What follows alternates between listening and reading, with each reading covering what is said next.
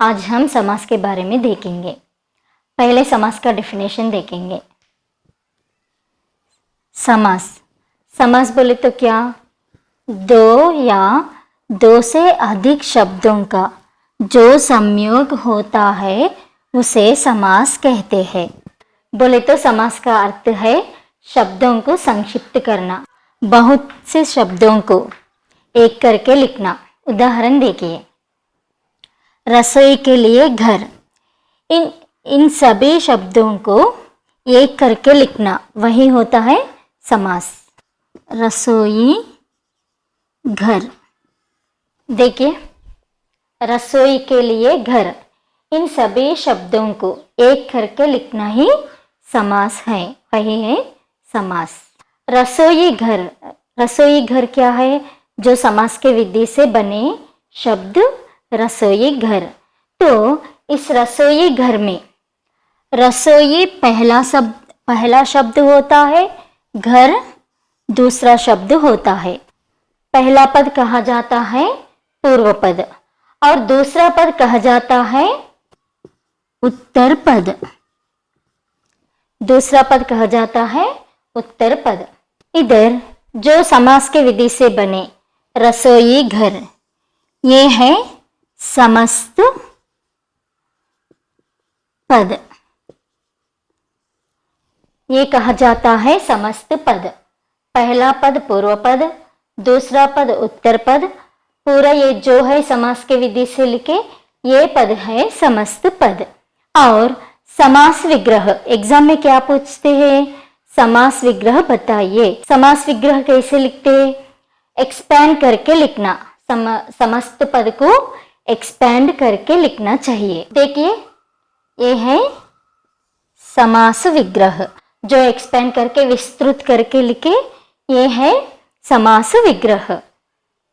समास 6 प्रकार के होते हैं, वे क्या है, अव्ययी भाव समास, तत्पुरुष समास, द्वंद्व समास, द्विगु समास, कर्मधारय समास, बहुव्रीहि समास। ये है 6 प्रकार के समास। अब अव्ययी भाव समास के बारे में देखेंगे। अव्ययी भाव समास, इसमें पहला पद प्रधान होता है और अव्ययी भाव समास में पहला पद उपसर्ग होता है। पहला पद क्या होता है, उपसर्ग होता है। देखिए प्रतिक्षण, समास के विधि से जो शब्द है समस्त पद, इस पद में प्रति क्या है, उपसर्ग है। निरंतर, निरंतर निर क्या है, उपसर्ग है। यदाशक्ति, यदाशक्ति में यदा क्या है, उपसर्ग है। आजीवन, आजीवन में आ क्या है, उपसर्ग। समझ में आया ना। आप कैसे पहचान सकते हैं, आप इजी आसानी होते हैं, पहले पद जब आप उपसर्ग देखते हैं तब आप समझ लेना अव्ययी भाव समास। अब समास विग्रह करेंगे। प्रतिक्षण, प्रतिक्षण में पहला पद क्या है, प्रति पहला पद है। पहला पद को पूर्व पद कह जाते हैं और दूसरा पद, इसमें अव्ययी भाव समास में कौन सा पद प्रधान होता है, कौन सा पद प्रधान होते हैं, पहला पद प्रधान होता है। तो प्रधान बोले तो क्या, प्रधान बोले तो मुख्य, इम्पोर्टेंट, तो इसमें पहला पद प्रधान है। ये प्रतिक्षण क्या है, प्रतिक्षण समस्त पद है, समस्त पद। और प्रतिक्षण का समास विग्रह क्या है, हर एक क्षण, जब विस्तृत करके लिखते हैं वही है समास विग्रह। समास विग्रह है हर एक क्षण, समस्त पद है प्रतिक्षण।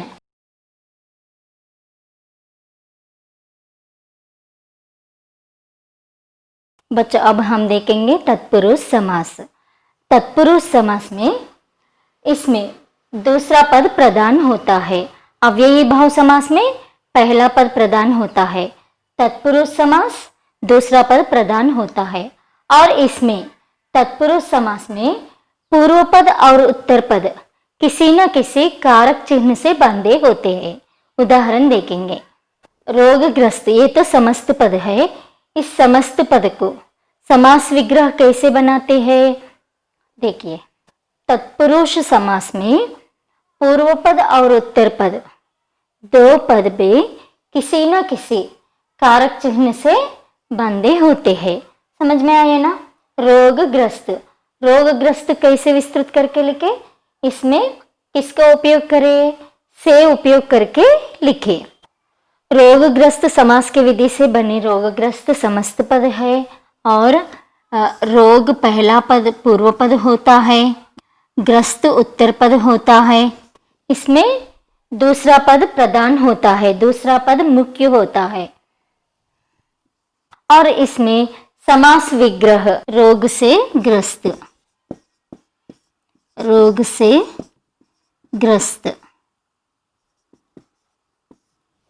भारतवासी। तो इसमें कौन सा पद प्रधान है? दूसरा पद प्रधान है, सेकंड पद प्रधान है। समास विग्रह क्या है? भारत का वासी। देखिए, इधर समझ में आई है ना? पूर्व पद और उत्तर पद किसी न किसी कारक चिन्ह से बंधे होते हैं।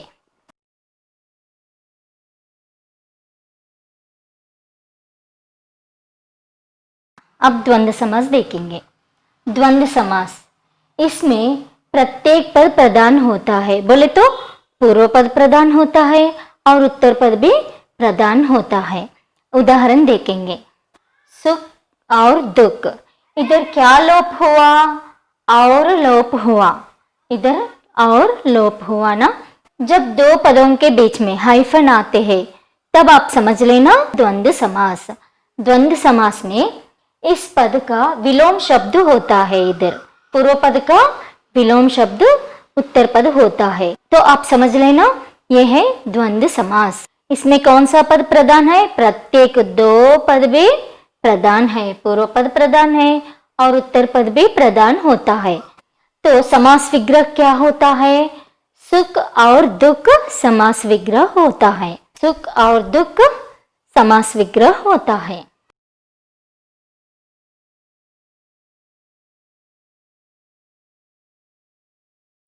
द्विगु समास में दूसरा पद प्रधान होता है। जिसका पहला पद संख्यावाचक हो उसे द्विगु समास कहते हैं। देखिए, इधर नवरत्न, इधर कौन सा नंबर है? 9। इधर षड ऋतु, षड ऋतु बोले तो 6। जब पूर्व पद संख्यावाचक होते हैं तब आप समझ लेना द्विगु समास। नवरात्रि, नवरात्रि में पहला पद क्या है? 9। दूसरा पद बोले तो सेकंड पद उत्तर पद प्रधान होता है।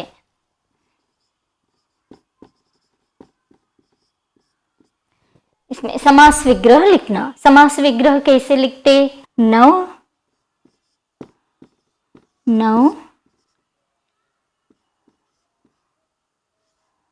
रात्रियों का समूह। नवरात्रियों, समास विग्रह क्या है? नवरात्रियों का समूह। नवरात्रि समस्त पद है, समास विग्रह नवरात्रियों का समूह।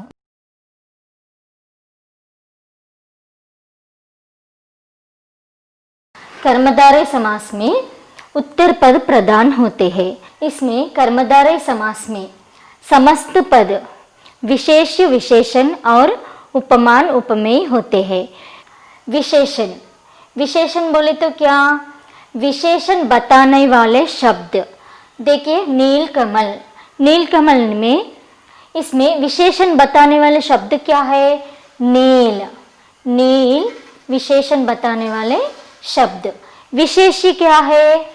जो शब्द का जिसकी विशेषता बताई गई, जिसकी विशेषता बताई गई वही है विशेष्य। बोले तो संज्ञा या सर्वनाम। ये है नीलकमल में कमल विशेष्य है, नील विशेषण है। नील कमल का समास विग्रह क्या है? नीला कमल। समस्त पद चंद्रमुख, पूर्व पद चंद्र मुख, उत्तर पद है समास विग्रह चंद्रमा के समान मुख।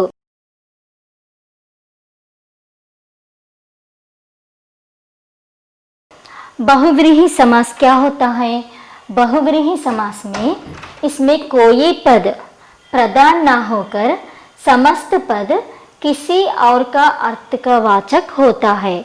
इसमें समस्त पद को विस्तृत करके लिखने पर, बोले तो समास विग्रह लिखने पर तीसरे अर्थ निकलते हैं। पंकज, इस समस्त पद को समास के विधि से लिखे हुए समस्त पद को विस्तृत करके लिखने पर, कीचड़ में जन्म लेने वाला, कीचड़ में जन्म लेने वाला क्या है? कमल। इधर कमल प्रधान होता है, कमल प्रधान बनता है। और गोपाल, गोपाल में दो पद भी इसमें प्रधान नहीं होते हैं। इसमें तीसरा अर्थ निकलते हैं जब विस्तृत करके लिखने पर, बोले तो समास विग्रह बनाने पर तीसरा अर्थ निकलते हैं। गोपाल, गोपाल बोले तो समास विग्रह क्या है? गायों को